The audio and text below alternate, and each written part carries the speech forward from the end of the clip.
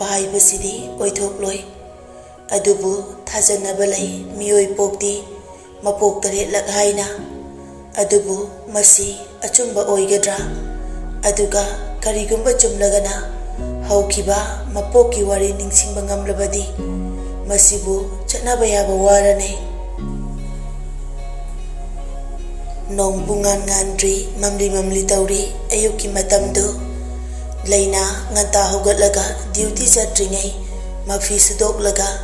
ꯔꯦꯟꯇꯨꯒꯤ ꯇ꯭ꯔꯦꯟꯁꯇ ꯐꯤꯁꯤꯡꯗꯨ ꯐꯧꯗꯣꯛꯅꯕ ꯀꯥꯔꯛꯄꯅꯤ ꯐꯣꯟꯗꯨꯁꯨ ꯃꯈ꯭ꯋꯥꯡꯗ ꯌꯦꯞꯂꯤ ꯐꯤ 2 ꯐꯧꯕ ꯍꯧꯔꯛꯄꯗ ꯈꯪꯍꯧꯗꯅ ꯌꯦꯞꯂꯤꯕ ꯐꯣꯟ ꯑꯗꯨ ꯂꯥꯛꯄꯒꯤ ꯚꯥꯏꯕ꯭ꯔꯦꯁꯟ ꯇꯧꯔꯛꯏ ꯑꯌꯨꯛ ꯑꯉꯟꯕꯗꯨꯗ ꯂꯩꯅꯥꯁꯨ ꯀꯅꯥꯅꯣ ꯈꯟꯅ ꯐꯤ ꯐꯧꯕ ꯂꯦꯞꯂꯒ ꯌꯦꯡꯂꯨꯕꯅꯤ ꯁꯦꯞ ꯂꯩꯇꯕ ꯅꯝꯕꯔꯅꯤ ꯒꯨꯗ ꯃꯣꯔꯅꯤꯡ ꯂꯩꯅꯥ ꯀꯅꯥꯅꯣ ꯈꯪꯗ꯭ꯔꯦ ꯃꯨꯟꯅ ꯌꯦꯡꯉꯤ ꯅꯝꯕꯔ ꯑꯗꯨꯗ ꯂꯣꯌꯨꯝꯕꯔ ꯍꯥꯏꯅ ꯈꯜꯂꯤ ꯑꯃꯨꯛꯁꯨ ꯌꯦꯡꯂꯤꯉꯩꯗꯨꯗ ꯑꯃꯨꯛꯀꯁꯨ ꯃꯦꯁꯦꯖ ꯊꯥꯖꯤꯜꯂꯛꯏ ꯑꯩ ꯅꯥꯔꯦ ꯗ꯭ꯔꯤꯞ ꯑꯝꯇ ꯌꯥꯟꯕꯤꯌꯣ ꯁꯤꯁꯇꯔ ꯍꯣꯔꯦꯟ ꯗ꯭ꯌꯨꯇꯤ ꯂꯩꯕ ꯅꯠꯇ꯭ꯔꯥ ꯂꯩꯅꯥ ꯔꯤꯄ꯭ꯂꯥꯏ ꯑꯃ ꯁꯠꯍꯜꯂꯤ ꯀꯅꯥꯅꯣ ꯅꯪꯒꯤ ꯍꯁꯕꯦꯟ ꯂꯩꯅꯥ ꯍꯟꯗꯛꯇꯤ ꯔꯤꯁꯤꯅꯤ ꯈꯪꯂꯗꯨꯅ ꯅꯣꯔꯃꯦꯜ ꯑꯣꯏꯔꯝꯕ ꯃꯥꯏꯊꯣꯡꯗꯨ ꯄꯤꯁꯨꯝ ꯈꯪꯁꯨꯛ ꯁꯨꯈ꯭ꯔꯦ ꯑꯗꯨꯒ ꯇꯥꯏꯄꯤꯡꯗꯨ ꯊꯨꯅ ꯇꯧꯏ ꯎꯁꯤꯠꯇꯕ ꯇꯧꯔꯛꯀꯅꯣ ꯕ꯭ꯂꯣꯛ ꯄꯤꯔꯛꯎꯔꯣ ꯌꯥꯏ ꯕ꯭ꯂꯣꯛ ꯄꯤꯕ ꯍꯥꯏꯁꯦ ꯃꯥꯏ ꯅꯨꯄꯥꯗ ꯄꯤꯅꯕꯅꯤ 이번에시 비나세 블록 비라가 누시바 헬레 하이나바니 레이나 마나 떠럼바 타박투 가우그레 amuksu reply sat piri number si kana dai lorino ai khangbra khangde hangi sala kum number si kai de loge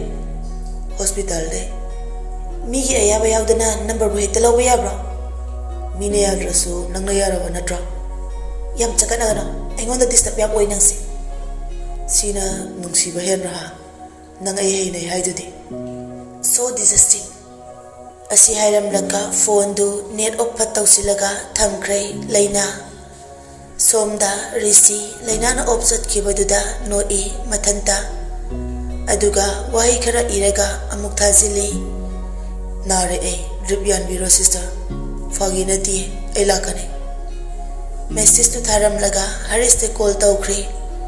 pumtara gi mamang dala uhaina fix ekta tawsili harisni hospital chalusi hairak paduda wajau nganglura kesida lejerabani hoi haina hekta ya thorai nupi anidu plan sinba ya basilaba matungda leina gi duty matamda hospital yorakle emergency ni haiduna hatu pusilai receive makoi ani ahum changduna tarukli badu leina sui ingangai ngasa ayuktani angawba mana ngausinnaduna wa mayam hairam badu aduga haujikna emergency case ni haina pukhalak paduda leina su pakhatle kaidawrabano khana masu yauna risi gi tum inarakle hatu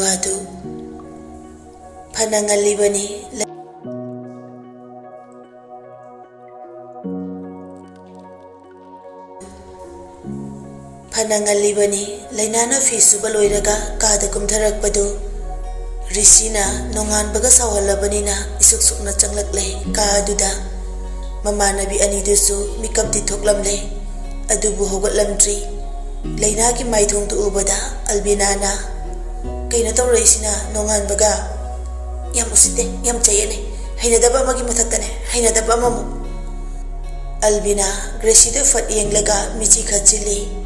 kaino haibagum amadusu mangakdu fat hai khangde haina albinana nang kayom lak tadi yar roy kayom to rehatam leinana ma faurina hekta mana hairi ya kadra nupi ateni yaramasu aidi yar roy gracie di gyan pop tare wahiduna kay hereino mana nasai kai isau lang laga hairi mayam du gyan lak bada makha taningai leiraktre latlat tawgre leina du kaisu hairakti yari hogalo no nisu Gracina ayungan tasida umuro kites yaw baguli pisara ipa phawbasibu kanano albinana kharadi phawre he stranger se kanano di khangde leinana noibani kuk thada horo asi hairam laga kadudagi amuk thokre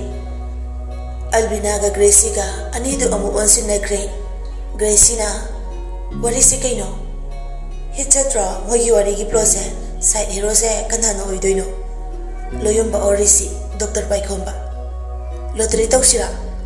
Yaina, Aduga Momi Nerese, Akoyo Albina, Gracie the Kupanga Tara E, Juchaba Mangang de Nangama, Biscuit Kitaptaga, Amomi Nerese. Lainana, a humbug Saman and Nusio, the Arodena, Adikanabani Gaina. Moya Humna, Lainalo Logodra, Anima de Limhonia, Limhobanido, Ibani Amomiana Simone, Kemkai de Gaino. Mamma be an easy Sune, Karakaradi and Poyabane, Aduki celebrated Winam de time pass the Tori Eramni, Lupina Hana, Quitanabane, or Moya Papa Bazasi. Adegi, Photocap Minabada, the Pigasu, but cap the capi, cap the Busuya the Moidi. Lainana di Sunya, celebrated the Madikensia. Tamolo yung Masukensia, Panakuya Tanaralisi. Adudi Dr. Datarene. Asi Haidaka, Anido Onsina Dunano E. Nokling Aiduda, Lainato, Sumsirama Paidaka, Amuk Jangla E. Nobani, Niwangang Baloitriba, Nongale, Numitolis Udro. Hikat Lamla Mayado, Unsin Cray, Anima, Puk Hogane. Laina, Wamakata Ramde. Waitasin Bahogre, Gracina Pamundu, Sitnana Loisili, Laina Gidi, Nasaina, Mana Hawat Bagaloisin Zagre, Albinadi, Barum Dahana Paisin Cray, Mamana bi Ohumdo, Chakising Loisilaga, Punacha Mineraba Matung, Duty Labanina, Hospital the Pulap Lagle, Amo, Minitara Muktangai Bani, Resi, Emergency Case ni Hairaga, Hatu Pukalak Badu. Madu ubada pakatna chinsin kibani Laina su Laina risigi manakta prap changsilaga hanglai khara phingla kido bayawge doctor kawrake ai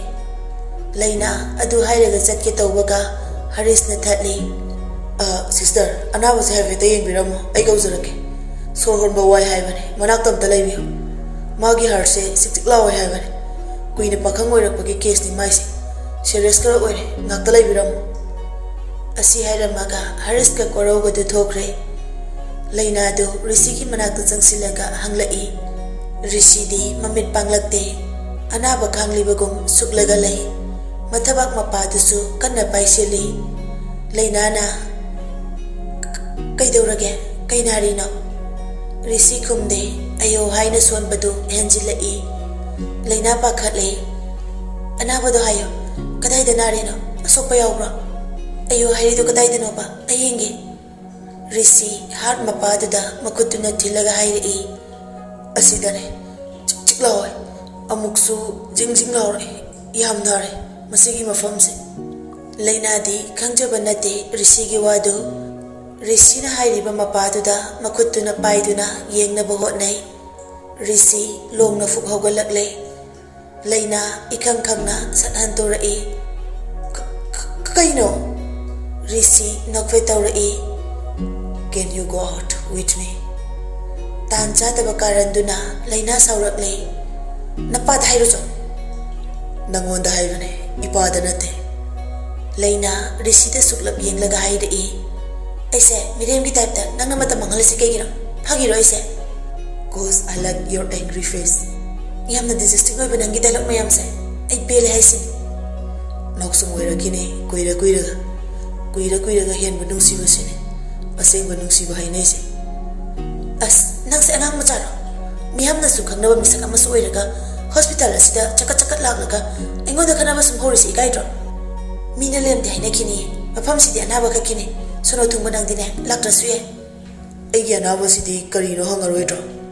ai doctor nati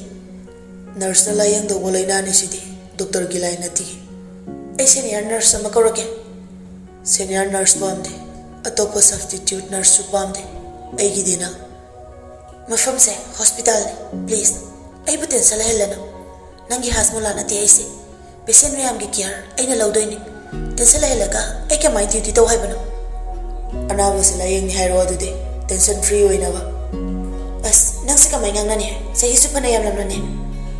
Yam dreswe 30 ne, nangonday budi uda kay halam ne. Nada mi hospital la changande ikai de batau no yare lengo asi haidega chatke tawbaga risina fathatli ngausina banate Lemdaba matau utpasu nate, chakatnabasu nate. Nusi haidokpasu pamoi. Hairoigi haibasu ngamde. Nusibi haina kaubasu lamhenbani haikini. Ado laknaningbadi adum phawre nangse. Aribasu thamoi pale. Chahi mayam nusinaba thamlaktrise nangairene gyan taw. Lirasu risidi anaiba aribane. Oiriba magi status paliba maithong setliba dress yengbadana lemiba mayam duga utliba attitude dugadi khara khetnare. Lembasu haibani lainada utliba matawsidi angaubani yamna lamhelabani. Asigumba wahai wata mawong matawsidi atopa maga nakna punba miyoisingna uradi ngaglani. Rishina buhaina ngaunarani. Litliba blazer ki batandu phazillaga sunglass tuma sat upsilaga lainada fatyeng lami aduga yam lemna thokre hospital adudagi lainadi mai hauza hore matanta saubana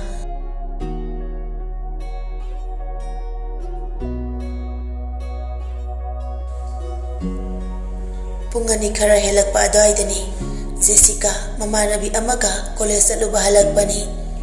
laptakna coffee bar amagi mamangda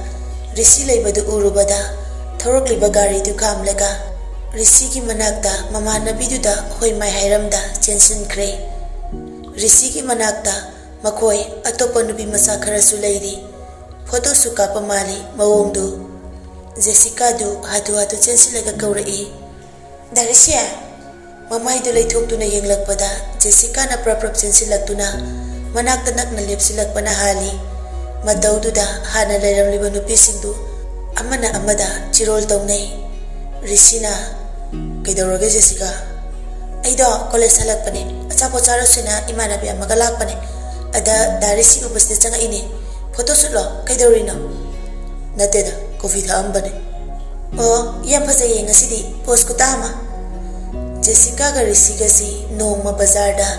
Rishi ki bike na soibadagi khajik thenglubadagi khangnarakibani Numitu misu yamna cheli polo ground maningi lambi dudani Rishi supingna kolwari sanaraga thorakpani golai laisin ge tawbada uhaudraduna Jessica da thengjilure thengdana bahonabada Rishi su tusinbani Jessica na namit udro adai de lairamba mayamdu loina chensinai Jessica do fuk hogalaga isau tawi Rishi ni haiba ahanbada khangludabani hemletu upsinbana Kanano khangdabagi saithoklure Rishi hemletu satlauthoklaga hairi uhodre kai kai sokeicha Rishi oirambaduda masak khangladuna Jessica mamit mana ithak thai mihunsu karomdagino khangde dangdang hekta somkhalai phone da TV da toina urasu asengba ubadi ngasina ahanbani Jessica wangang bagamdre Rishi ki masaktu ubada Asing badana hena mawong tabasu helamle maya kabada matin kangle Jessica naramdaba makhongdu section narai khonjal su nautharai kesinarai aya khong se kranai Rishina hospital chase ai soi ki bane uhodre ichan gi mingai gauge minga sat hangsilak baduda hena ngaukhre Jessica ka weda Rishi makha taraktre makok haifet nomlamlaga kanagumba amada call tawi ngaiyak leibaga magi driver laklaga Jessica bo hospital pawudi pukhat pirami kaisu tawdaba makhongdu namdana nasinakibani thaudoktu da chance lauraga Jessica na Rishi da close oisin behen kibani Rishi su mana soyurabanina wari watai sabadagi ani du khangnaraki Maduki matungdagi Instagram da Jessica na haujin message thajinbadagi number su namdana lawkre Rishi nadi Jessica si chamna adum loinai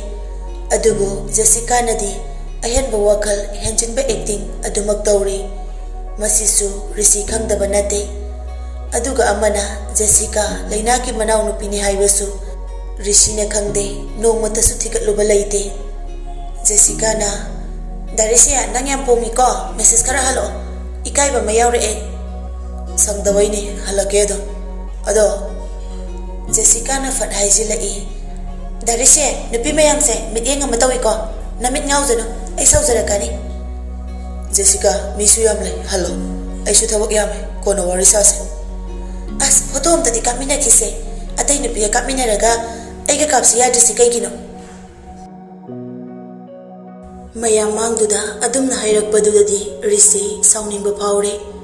nupina asomna chaga tawbasi risi gi asawbani haisu hainade mana asukuina pakhang oirakpasida mangau theina nupi laknabasi lainana ahanbani atai mafamdadi risi muk lemba leite miyamna ubadasu magi asigumba watasina hena ngaholibani risina Jessica nganglibadu tade risi ki pambomda sat konsilaga manakta leiba nupa hamada hairei magi phone supiri se photom da kapiro haristu Jessica na tawribadu ubada magi khadang do hawrei izat leina hingo mamal su lehalo ado hongmalasu quality kya yaudabane adum haidabane he Jessica phat yenglai kaibana kainombunida Risidu photo amani kapminaram laga wanganglamda magi phone du yenglaga chatkre adai de leiriba mayam dusu Jessica da machan paitok paisin tawduna yengnari nupi macha ama ani nasu hainari magi mawong duda tawba ngamamgani asiri si koina bra khangdebo istada celebrity yam sabane ase migi mingchatka kem yengdene mama si kai da khangde masak siga halasela kamina zaro e photo ga pele Jessica kudak tuda haujikta risiga kapminaba photo du risi masada tek tawsilaga thagat kre yamna chaka tawba nupini masinasu risina mama laina laude respect su tawningde asigumba nupisidi rijab khara su leijaba nupisini risina ngaujaba adunabu laina da koitan tanajabani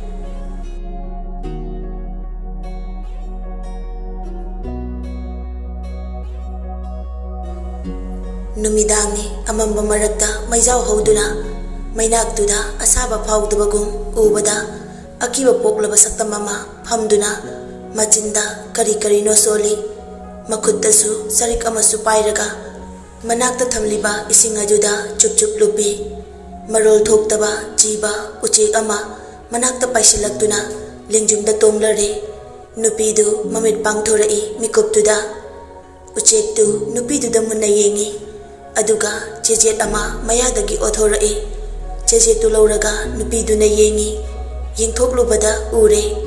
leichiklen amadi yubras ani ki saktam aduga chapmanaba saktam ani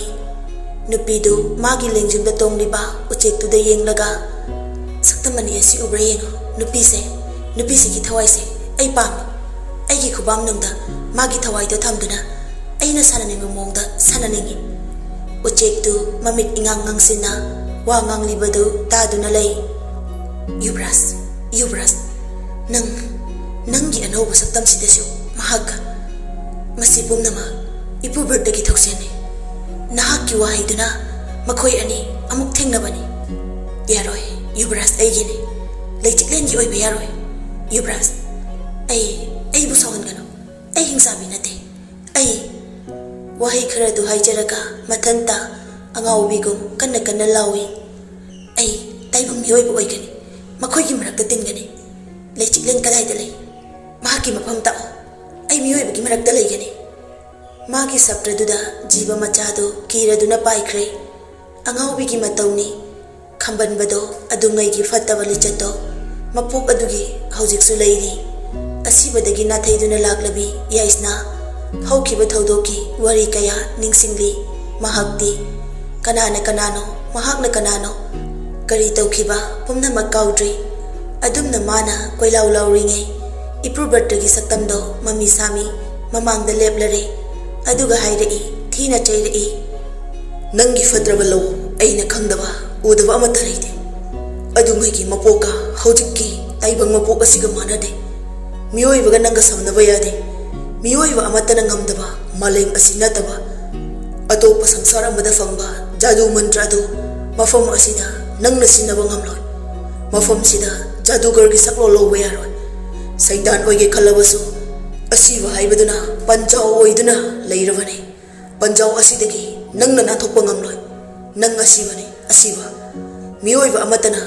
asibadagi nathaiduna ꯑꯇꯣꯞꯄ ꯂꯝꯕꯤ ꯑꯃꯗ ꯆꯠꯄ ꯉꯝꯂꯣꯏ ꯍꯥꯏꯕꯁꯦ ꯅꯪ ꯈꯪꯉꯨ ꯏꯄꯨꯚꯔꯇ ꯑꯩꯅ ꯀꯩꯗꯧꯅꯨꯡꯗ ꯌꯨꯕꯔꯥꯖꯄꯨ ꯊꯥꯗꯣꯛꯇꯨꯅ ꯆꯠꯂꯣꯏ ꯃꯥꯡꯕ ꯌꯥꯗꯕ ꯌꯨꯕꯔꯥꯖꯅꯤ ꯑꯗꯨꯒ ꯅꯪ ꯊꯋꯥꯏꯅꯤ ꯍꯥꯏꯕꯁꯤ ꯀꯥꯎꯒꯅꯨ ꯇꯥꯏꯕꯪ ꯃꯤꯑꯣꯏ ꯃꯔꯛꯇ ꯅꯪꯒꯤ ꯃꯃꯤ ꯇꯥꯗꯦ ꯀꯅꯥꯅꯁꯨ ꯅꯪꯕꯨ ꯎꯕꯤꯔꯣꯏ ꯑꯁꯤ ꯍꯥꯏꯔꯝꯂꯒ ꯏꯄꯨꯚꯔꯇ ꯁ꯭ꯋꯥꯏ ꯃꯥꯡꯈ꯭ꯔꯦ ꯌꯥꯏꯁꯅꯥꯗꯨ ꯊꯋꯥꯏ ꯆꯥꯛꯅ ꯑꯃꯨꯛꯀꯁꯨ ꯍꯦꯟꯅ ꯀꯟꯅ ꯂꯥꯎꯔꯛꯏ ꯃꯥꯅ ꯂꯥꯎꯕꯗ ꯃꯍꯥꯛꯅ ꯂꯩꯔꯤꯕ ꯃꯐꯝꯗꯨꯗ ꯍꯧꯔꯤꯕ ꯑꯀꯪꯕ ꯎꯄꯥꯜꯁꯤꯡꯗꯨ ꯀ꯭ꯔꯦꯛ ꯀ꯭ꯔꯦꯛ ꯍꯥꯏꯅ ꯊꯛ ꯊꯛ ꯅꯤꯛꯏ ꯑꯀꯤꯕꯒꯤ ꯃꯁꯛꯅꯤ